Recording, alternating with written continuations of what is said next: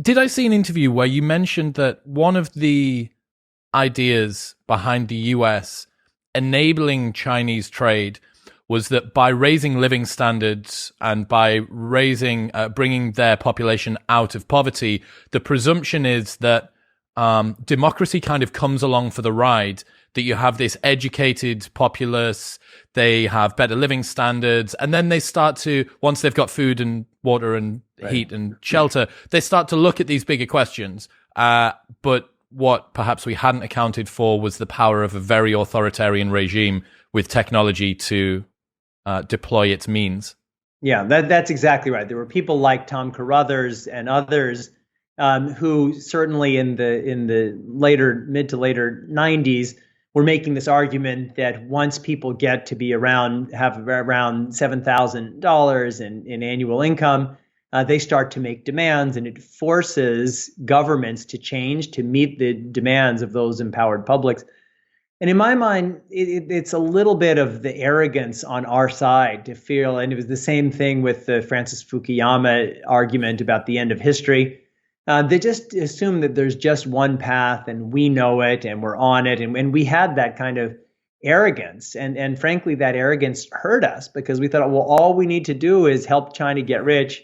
We just need to open our systems and we just need to have an open internet. And then the structural pull of all of these is going to be so transformative that there's nothing that the Chinese government can do. Bill Clinton had a famous line. We talked about the Chinese internet. He's trying to control the internet. He's trying to nail Jell-O to the wall. Good luck with that. Well, China's nailed Jell-O to the wall. They've done actually a great job. They've gotten rich. The average income is above that level, and they are pioneering just a different model of organization. And in many ways, it's working. In some ways, for the people who are living in China, as I mentioned, different estimates, 700 million people brought out of abject poverty. When we talk about realizing the Sustainable Development Goals, most of that work has just been done by China, not because the United Nations declared these standards or Jeffrey Sachs helped think them up, because the Chinese government, for its own purposes, was doing what it wanted to do to improve the well-being and status of China and the people in China. So it was almost an arrogant view on our side. So I don't think that liberal democracy, is in any way inevitable. But if we believe in it, if we believe in the rules-based international order, we need to think about, well, how do we grow it? How do we grow it in an inclusive way? And again, I'm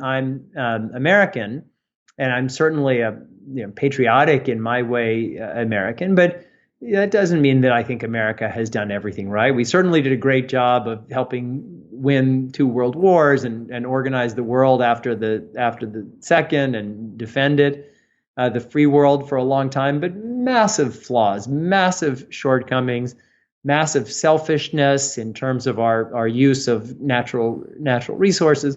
And there's a lot to criticize on all sides. And I think we need to do that, and we need to articulate what's the kind of world that we'd like to live in, and then try to build the best path from here to there.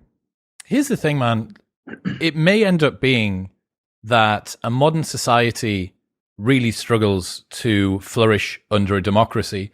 I think about this all the time, that the principles of freedom genuinely might be some sort of old and worldy hark back thing that is really, really challenging to wrangle when you have technology and ubiquitous communication and all this sort of stuff. Now, I don't disagree that it makes for a more flourishing life. I think that is how you can maximize a human's enjoyment of their days. But we're not talking about that here. We're not talking about enjoyment. We're talking about effectiveness. And it may end up being that an authoritarian regime like the CCP is so much more effective that without correct checks and balances, without correct sanctions, without correct foresight and long-term planning, that they're so much more effective that you can't compete with them with a freedom-based society.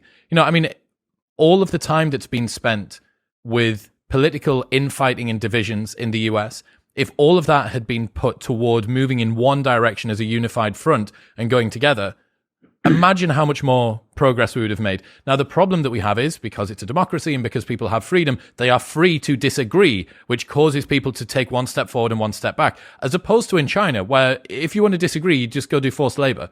Like, you're just unpersoned for a while. And that means that everybody is moving in the same direction. So, yeah, that really concerns me. The fact that freedom may be fundamentally incompatible with a modern, technologically advanced world when you have a CCP-like party there competing on a global scale. Yeah, so democracy is not an end in itself. It's a means to the end of good and accountable governance, and it's got to deliver. And certainly the argument that you just made, we've heard it before. People were making that argument with the United States and the Soviet Union, and especially in the early years. How can we compete when they're all on the same line, moving in the same direction with North and South Korea in the early days? North Korea was developing faster than South Korea, and people were in South Korea were saying, well, how can we flourish with democracy? So people have made that argument repeatedly. And economically, when Japan was taking off, and they had their famous MIDI, Ministry of Industry and Technology, people were saying, well, how can we, with our messier economy, compete with Japan? And in all of those cases, democracy and open society flourished. And I still believe in open societies. But that doesn't mean, and connected to what I was saying before, that success is predetermined. We've got to make it happen. And we've got to make sure that our open societies are able to deliver. And that when we talk about open societies, they really are open societies. And that's why we need to make sure, at least here in the United States, that our democracy functions. And that's also why it concerns me so much when I see that elements of the Republican Party, for example, seem to have a strategy of disenfranchisement, of kind of trying to reduce the electorate in order to achieve a different goal. And I'm sure there'll be listeners to this podcast who disagree with that. But we need to make sure our democracy works. We need to make sure that people feel it works.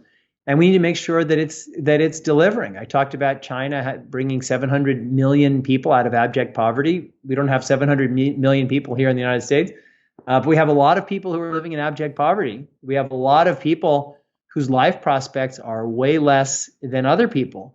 And we can't afford to throw people away. There are people now who are being born in terrible situations, slums, who have the potential to be Mozarts and Einsteins and John von Neumann's and Isaac Newton's, whatever you want.